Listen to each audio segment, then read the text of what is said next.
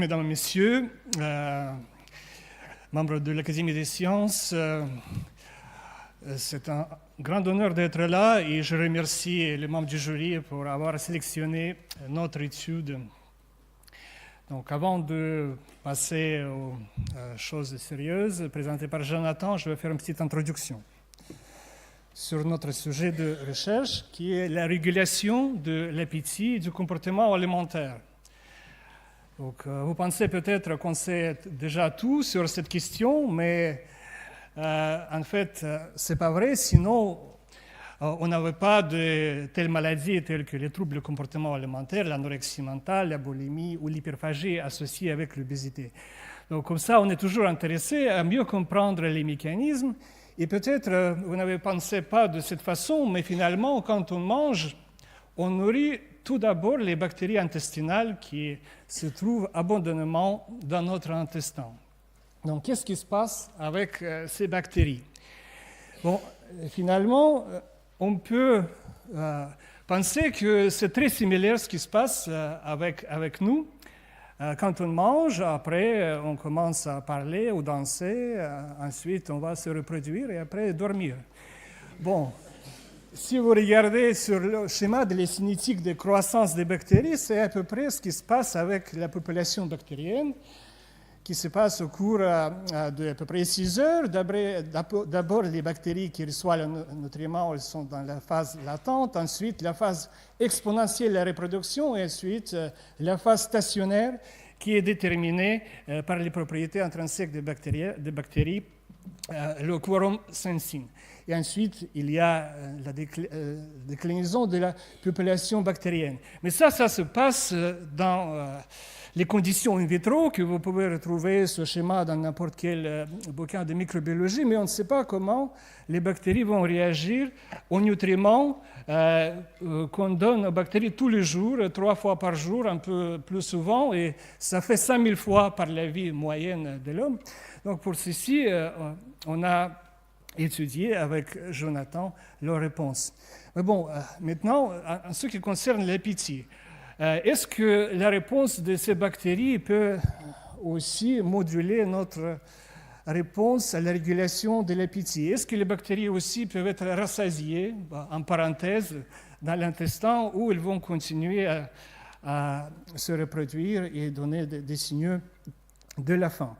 Ce qu'on sait bien déjà sur la régulation de l'appétit, c'est depuis les travaux de Pavlov, vous voyez ici le chien, connu pour ses expérimentations, on sait bien que l'ingestion de nutriments produit une sécrétion par un réflexe céphalique du jus digestif quasi immédiatement, à peu près 3-4 minutes après l'ingestion ou anticipation de la nourriture. Et ce qu'on pensait jusqu'à pas si longtemps, que la satiété est stimulée par l'action de ces nutriments après leur absorption dans l'intestin. Mais finalement, ce n'est pas exactement ça. Et en fait, les nutriments ne vont pas agir directement, ils vont agir à travers les hormones satiétogènes. Mais avant de passer à ces hormones, je voulais juste anticiper votre question. Peut-être vous voulez demander c'est quoi cette petite bouteille ici. En fait, ce n'est pas une bouteille de vodka ni pour le chien, ni pour Pavlov et ses associés. C'est le jus gastrique qui était collecté de ces chiens, était filtré et était vendu aux gens qui avaient des problèmes de l'appétit. Donc, voilà, donc ça a été montré qu'il y a une stimulation de l'effet orexigène de ce jus. Mais ce n'est pas la question, finalement. Pour comprendre les signaux qui règlent le comportement alimentaire, maintenant, on le sait que ça passe, les nutriments ne passent pas directement dans le cerveau à signaler la satiété ou la faim, mais ça passe à travers les hormones intestinales, telles que, vous voyez ici un exemple d'une telle hormone qui s'appelle peptide YY pour peptide tyrosine, qui est libérée par le paroi intestinal dans le sang. Et ça, c'est la réponse de cette hormone chez l'homme après un repas. Et vous voyez, le temps de la libération de cette hormone, ça correspond à peu près 20-30 minutes après un repas ce qui correspond à une perception physiologique. Je voulais vraiment souligner que c'est physiologique de la satiété parce qu'on peut aussi avoir un repas beaucoup plus prolongé qui sont liés avec des réponses hédoniques plus que physiologiques. Et donc, dans notre travail, vous allez voir, et Jonathan va vous présenter, des liens qu'on a retrouvés entre les croissances bactériennes, les signalisations moléculaires entre les protéines produites par des bactéries intestinales et la libération des hormones de satiété au niveau systémique, mais également au niveau central. Donc, je passe la parole à Jonathan.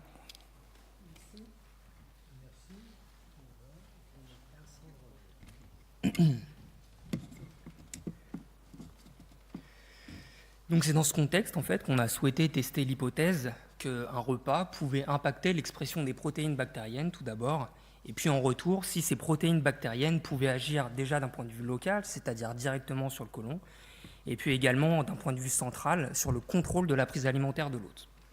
Alors pour tester cette première hypothèse, qu'un repas peut impacter l'expression des protéines bactériennes, eh bien nous avons cultivé la souche commensale E. coli. On a modélisé 2 repas journaliers à cette bactérie commensale de l'intestin. On l'a cultivée sur 5 jours, comme vous pouvez le voir ici, et on lui a administré régulièrement, à intervalles de 12 heures, des nouveaux nutriments. Donc ici, c'est sur les premières 12 heures. On n'a pas pu mesurer sur la nuit, on a mesuré lors de la 3e administration de nutriments, donc lors du 3e repas, du 5e en vert, du 7e et du 9e ici. Et en parallèle, donc, on a mesuré la croissance de la biomasse bactérienne. Ce qu'on remarque, c'est qu'à chaque nouvel apport de nutriments, on a une alternance des phases de croissance exponentielle et stationnaire qui sont caractéristiques d'un état nutritionnel distinct pour les bactéries. C'est-à-dire qu'en conditions stationnaires, par exemple, les nutriments ne sont plus en suffisante quantité, ils sont limitants pour la croissance exponentielle des bactéries. Alors ce qu'on a remarqué également, c'est lorsqu'on superpose toutes ces courbes, eh bien, dès le 5e apport de nutriments, on a une superposition, on a un profil de phase exponentielle qui reste identique, qui reste inchangé, et on obtient notre phase stationnaire dès 20 minutes. Ce qui traduit donc un certain rythme bactérien. Par la suite, on a voulu savoir si ce modèle in vitro, ici, était en adéquation avec ce qu'on pouvait retrouver in vivo, donc concrètement au sein du côlon. Donc ce qu'on a fait, c'est qu'on a cette fois cultivé, on a administré ces mêmes nutriments directement dans le côlon des rats et on a prélevé d'abord toutes les 5 minutes, puis à intervalles irréguliers, à T 30 minutes et à T 60 minutes. Et donc on a mesuré la croissance de la biomasse bactérienne, cette fois plus de cette souche commensale, mais du microbiote colique. Et ce qu'on remarque, c'est que là encore, dès 20 minutes après l'apport de nutriments, eh bien, on obtient notre phase stationnaire, avec un même ordre de grandeur, un même range en termes de densité optique que notre modèle in vitro. Ce qui signifie que notre modèle in vitro est en adéquation avec l'in vivo. Alors si on reprend la culture, au 5e jour, notre culture in vitro de cette souche commensale, on a extrait les protéines en 2 temps. Alors on les a extraits là, ici en A, au milieu de la phase exponentielle, et 2 heures après le dernier apport de nutriments, en phase stationnaire. Alors par la suite, on s'est intéressé à savoir du coup s'il y avait des différences de protéomes entre ces 2 conditions, exponentielle et stationnaire. Donc pour cela, on a réalisé ce qu'on appelle des gels bidimensionnels. En fait, on fait migrer les protéines dans une première dimension en fonction du point isoélectrique des protéines, puis dans une seconde dimension en fonction du poids moléculaire. Donc on obtient ces sortes de cartes, ce sont des gels bidimensionnels, et suite à l'analyse informatique, on a détecté qu'il y avait environ une petite erreur, on a détecté qu'il y avait environ une quarantaine de spots protéiques. Donc en fait, c'est les tableaux qu'on voit ici. Bon, là, il n'y en a pas 40, mais il y a environ une quarantaine de spots protéiques qui présentaient des différences d'expression qui étaient principalement impliquées soit dans l'anabolisme, soit dans le catabolisme, bref, dans le métabolisme bactérien de façon plus globale. Alors on s'est intéressé également parmi ces protéines, soit cultivées soit en conditions exponentielles ou stationnaires, à une protéine particulière qui est synthétisée par cette souche commensale, qui est la protéine CLPB, caséinolytique peptidase B, et qui a la caractéristique singulière de posséder un mimétisme conformationnel avec un neuropeptide bien connu, un neuropeptide anorexigène, qui s'appelle l'alpha-mélanocyte stimulating hormone, alpha-MSH, Et son action centrale est bien connue pour agir et activer des récepteurs hypothalamiques, qu'on appelle les récepteurs MC4, mélanocortine de type 4, pour entraîner une satiété. Donc on a recherché les taux plasmatiques, dans ces échantillons biologiques, donc en conditions stationnaires, en conditions exponentielles. Il s'avère que en conditions stationnaires, on a une augmentation significative des taux de CLPB, de cette protéine mimétique du neuropeptide anorexigène alpha-MSH, en conditions stationnaires versus la condition exponentielle. Ça a été montré d'une part en Western blot et également en ELISA, donc un petit peu plus quantitatif. Donc on peut déjà répondre à la première hypothèse qui était la suivante: est-ce qu'un repas peut impacter l'expression des protéines bactériennes? Eh bien oui, un repas peut bien impacter l'expression des protéines bactériennes.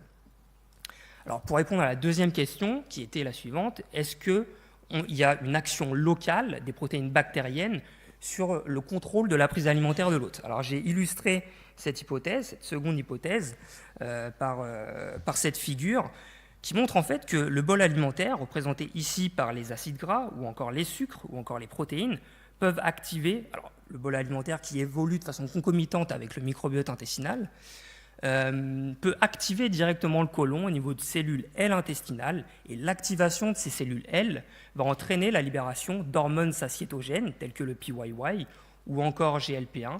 En fait, ces hormones vont se retrouver ici dans la circulation sanguine et pouvoir activer des zones centrales, des zones du système nerveux central, par exemple au sein de l'hypothalamus, et activer la satiété. Alors par contre, quid des protéines bactérielles dans notre modèle in vitro? Donc ce qu'on a fait, c'est qu'on a pris des rats, on a ligaturé les côlons en aval, on a préparé une seconde ligature en amont. Avant serrage de cette ligature, on a inséré un cathéter qui était relié à une seringue, du coup. Alors on n'est pas à l'échelle, hein, évidemment. Et donc on pouvait administrer soit les protéines en phase exponentielle, soit les protéines en phase stationnaire. Et il s'avère que 20 minutes après l'infusion intracolique de protéines en phase exponentielle, on a vu une augmentation significative du taux de GLP-1 au niveau sanguin, donc hormone satiétogène. Alors que 20 minutes après l'infusion intracolique des protéines en phase stationnaire, on avait une augmentation significative du taux plasmatique, donc dans le compartiment sanguin, de l'hormone satiétogène PYY par excellence, vis-à-vis des autres groupes.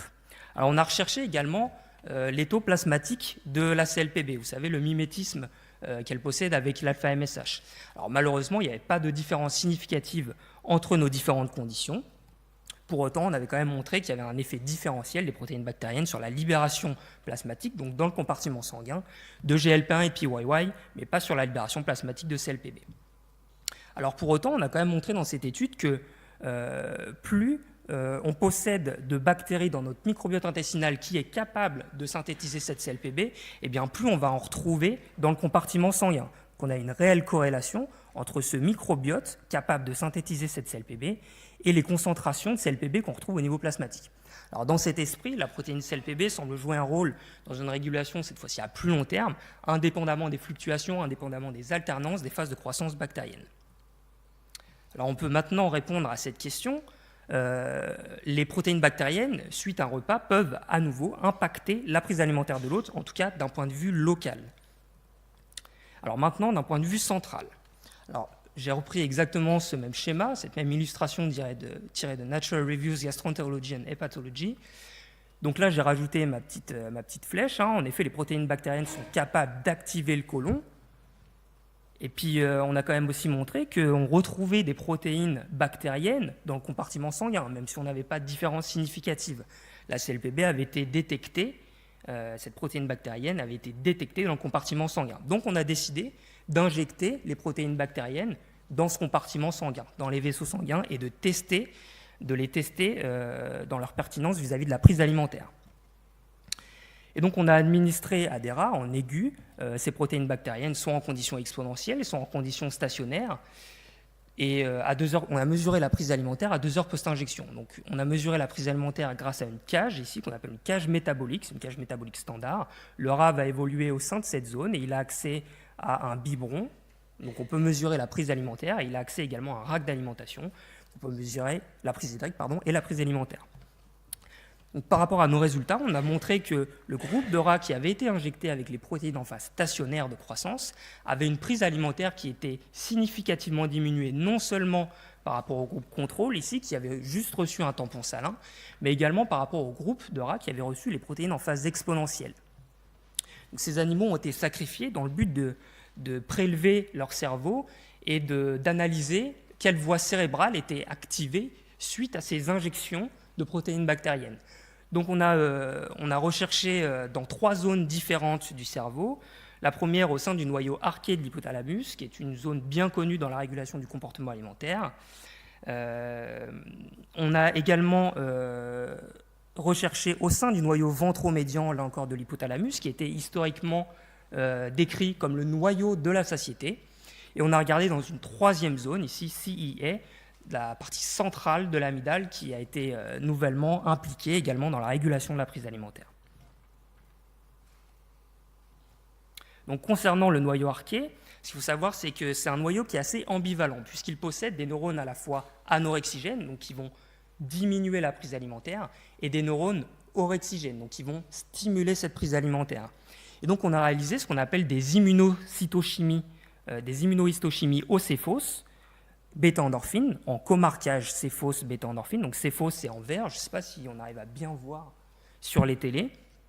Donc ce sont tous les petits points verts. Le céphos est un marqueur d'activité neuronale. Bêta-endorphine, donc en rouge, sont les cellules qu'on marque, ce sont des cellules à potentiel anorexigène.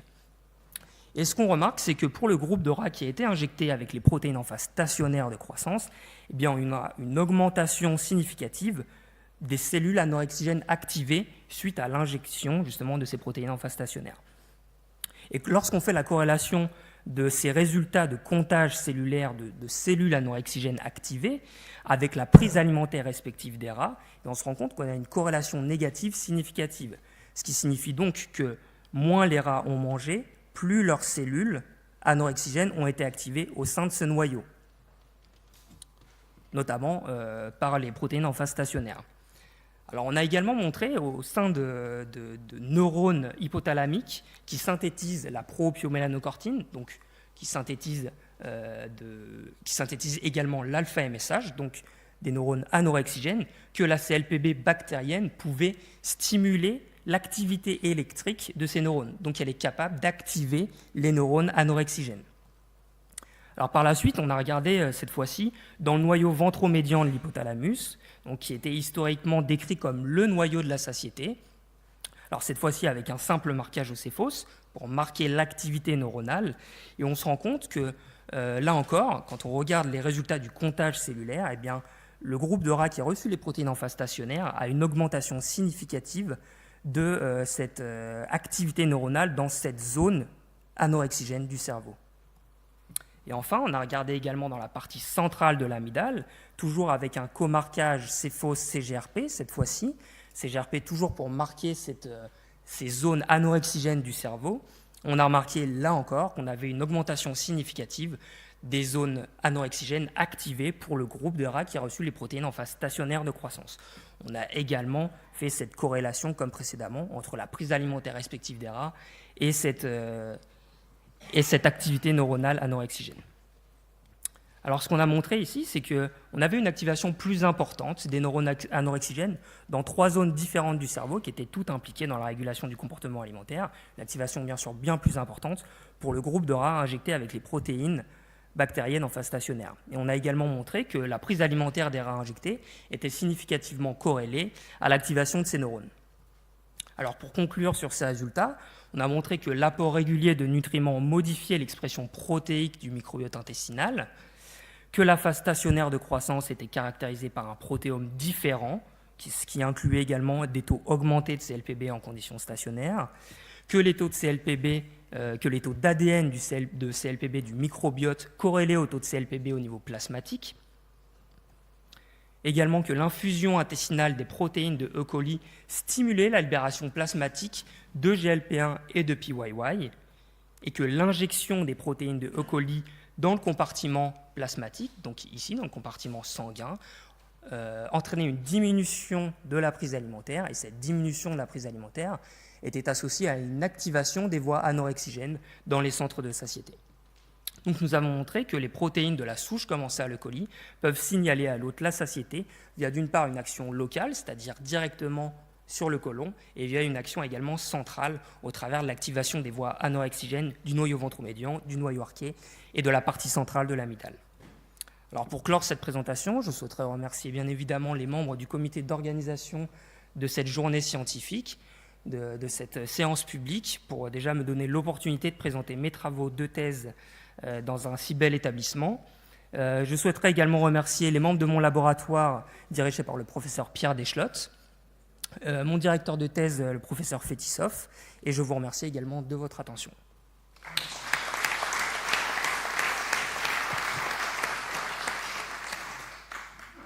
Y a-t-il des questions? Jean-François. Oui, j'étais très intéressé par ces travaux qui éclairent d'un jour nouveau les mécanismes de la fin de la satiété. Mais ça, bien sûr, on ne peut pas s'empêcher de rapprocher ces résultats des hypothèses actuelles sur le rôle de la composition des microbiotes sur l'obésité, sur les syndromes métaboliques. Alors c'est quand même assez compliqué parce que ça a été montré par Jeff Gordon et d'autres qu'il y avait une corrélation entre cette composition et l'obésité, que même on pouvait transférer par des greffes de microbiote développement de l'obésité. Alors là, vous apportez cet élément intéressant qui complète d'ailleurs d'autres papiers qui montrent que les facteurs alimentaires sont très importants pour le fonctionnement et la composition du microbiote. Alors comment vous faites le lien entre vos observations et toutes ces théories actuelles qui relient l'obésité à la composition du microbiote? Alors c'est une question assez ouverte, en effet.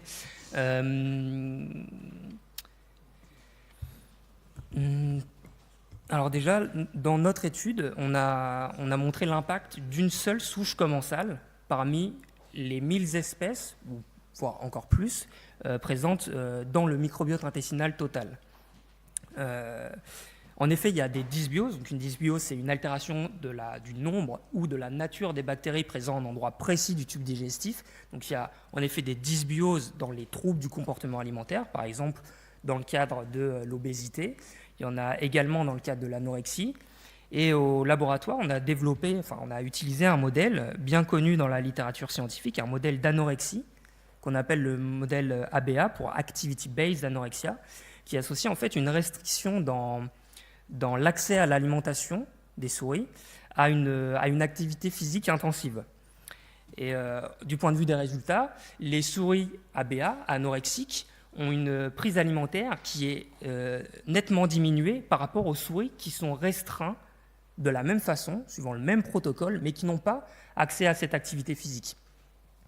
Et en termes de paramètres biologiques, on a mesuré justement les concentrations de CLPB au niveau plasmatique et on a une augmentation significative des taux de CLPB pour les souris anorexiques versus les autres groupes. Alors après, un dynamisme du microbiote intestinal avec toutes les compétitions qu'il peut y avoir entre les bactéries, c'est assez difficile de développer davantage parce que c'est extrêmement complexe, mais ça peut peut-être vous fournir déjà une première idée de réponse. Merci. Une question? Le patron. Est-ce que j'ai le droit de compléter? Non, attendez. Moi, je vais vous donner la parole à des personnes. Après, comme on a un peu de temps, vous pourrez répondre à l'ensemble des questions. Alors, voilà. S'il vous plaît. Voilà. Claude Foulon, Agriculture, Environnement. Et après, Daniel. Voilà. Ma question va être la suivante. Je vais donc profiter de vos compétences, à savoir le microbiote intestinal et sa cartographie. Il paraît-il que vous et moi, on a un microbiote, des bactéries qui sont complètement différentes. Est-ce que c'est vrai? Et puis une question, alors là, vous n'êtes peut-être pas obligé de me répondre, parce que comme moi, c'est le secteur agricole. Est-ce qu'il y a une corrélation avec des bactéries qui seraient identiques dans le microbiote intestinal humain et le sol? Alors, pour répondre à la première question, alors je viens de Normandie, donc je vais vous répondre oui et non. Oui, on a des bactéries similaires, mais par exemple, on va avoir des bactéries qui seront similaires par rapport à un territoire donné, de par notre alimentation. C'est-à-dire qu'on n'aura pas forcément, on va avoir un microbiote qui sera éloigné phylogénétiquement, on va dire ça comme ça, entre une personne qui vit au Japon, par exemple, et nous, rien que de par notre alimentation. Déjà de base. Après, il y a aussi le facteur stress qui peut rentrer en compte. On n'est pas stressé de la même façon. Moi, je le suis beaucoup en ce moment, de par cette présentation. On ne va pas forcément avoir le même microbiote également. Par contre, on va avoir des rapprochements vu qu'on évolue sur le même territoire et on évolue avec les mêmes nutriments, la même alimentation, etc. Mais on a tous une signature propre du microbiote intestinal. Juste un point d'information, il y a un livre qui vient de sortir, ça s'appelle La Nouvelle Microbiologie, dont l'auteur est à ma gauche, qui répond à un certain nombre de questions. Daniel.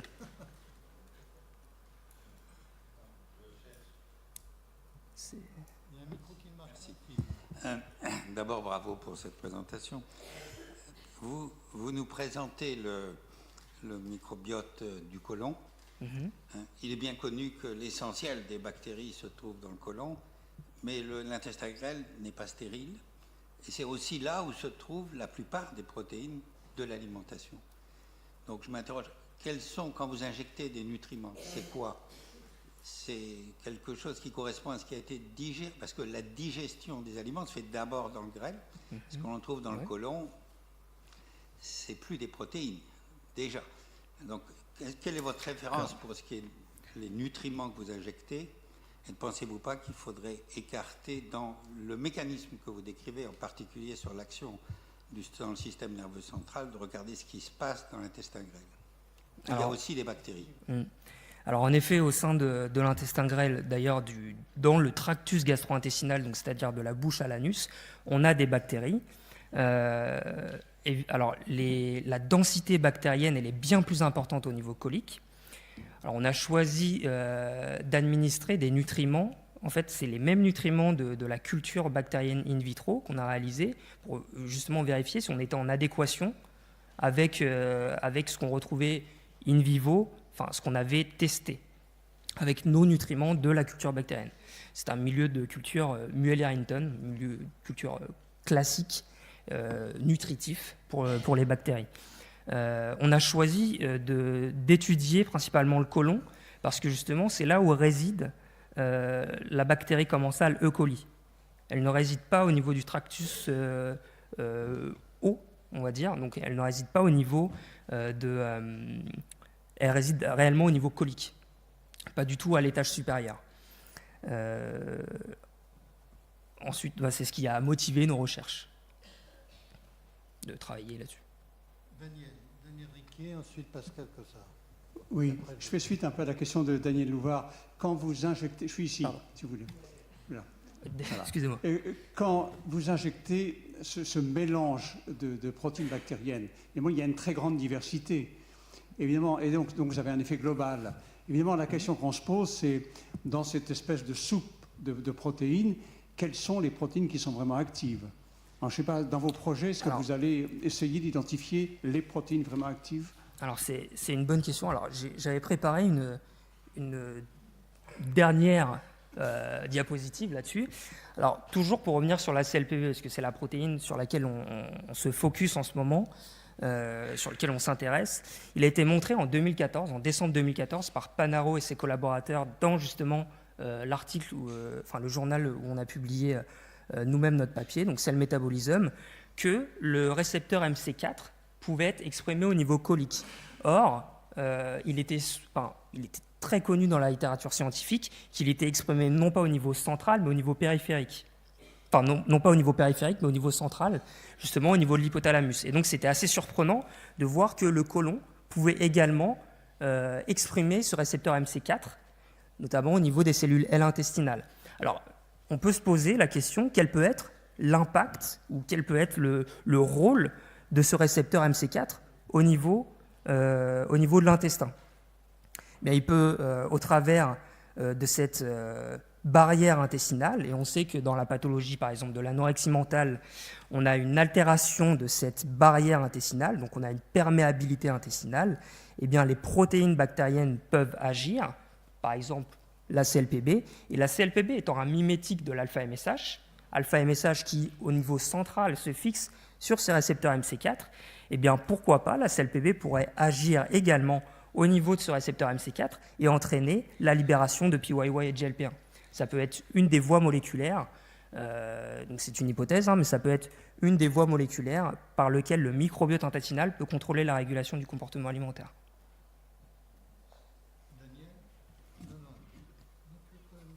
Je m'appelle Pascal.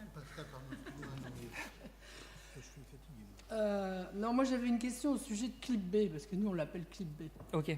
Donc c'est une protéine qui est complètement ubiquitaire chez toutes les bactéries.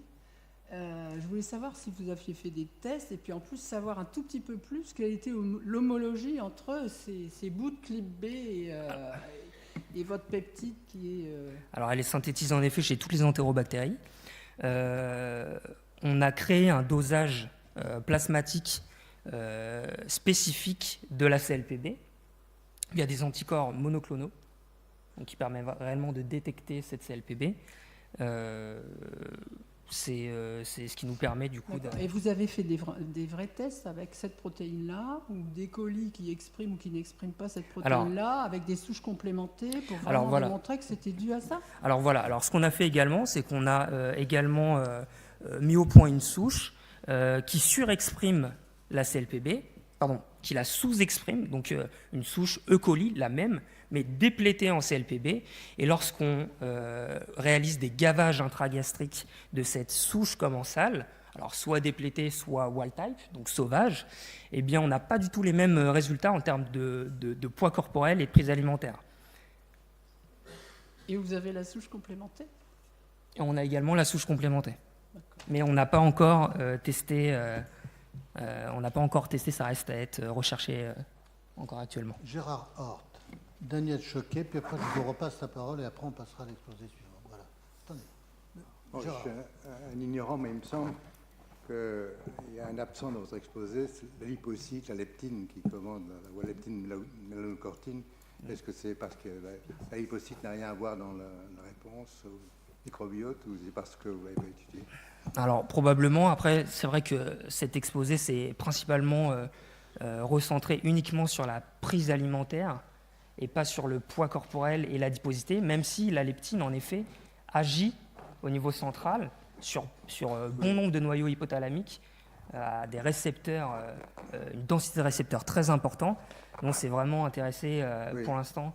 Mais je suppose que les métabolites bactériens n'est-ce pas indifférent à la lipocyte? Très certainement. Après, ça reste à être recherché, mais c'est très long et c'est déjà le fruit de presque 4 années de travail. Une question générale. J'entends bien. Une question très naïve. Oui. Donc, en absence de microbiote, il n'y a plus de régulation de la prise alimentaire? Alors non, le microbiote intestinal, c'est juste une composante de la régulation qui intervient dans la régulation de la prise alimentaire, mais également toutes les voies qu'on a déjà expliquées dans la littérature scientifique depuis maintenant des années, qui agissent. C'est juste une contribution. Ici, dans ce travail, on a montré une réelle contribution du microbiote intestinal dans la régulation du comportement alimentaire. Bien, alors je vais donner la parole en dernier à votre directeur de thèse. Vous avez souffert, il va souffrir un petit peu peut-être, non? Allez-y. Combien de temps Non, alors là, juste un court commentaire, hein. Vous ne refaites pas un exposé, le duo suivant est prêt. Bon, non, juste quelques commentaires, très vite. Si je peux répondre juste sur un seul commentaire, je vais répondre sur la dernière question. Est-ce que vraiment les bactéries intestinales sont indispensables pour la régulation? C'est non. La réponse est non. C'est clair que les souris germ-free, elles peuvent se nourrir, elles maintiennent leur poids, mais de la façon inefficace. Ça veut dire que quelque chose, quand même, les bactéries nous apportent, qui nous permet de manger et avoir la régulation du comportement alimentaire physiologique. Donc tout ce qui est sans bactéries, ce n'est pas physiologique. Et c'est comme c'est jamais arrivé dans l'évolution avoir des organismes sans bactéries, tout ce qu'on obtient chez les souris actiniques, c'est artificiel. Donc, sinon, il faut être traité par des antibiotiques et vivre dans un incubateur, donc personne ne veut le faire. Merci. Je voudrais faire un commentaire général. Si vous avez remarqué, dès qu'on touche ce problème de nourriture, il y a beaucoup plus de questions. Voilà, merci.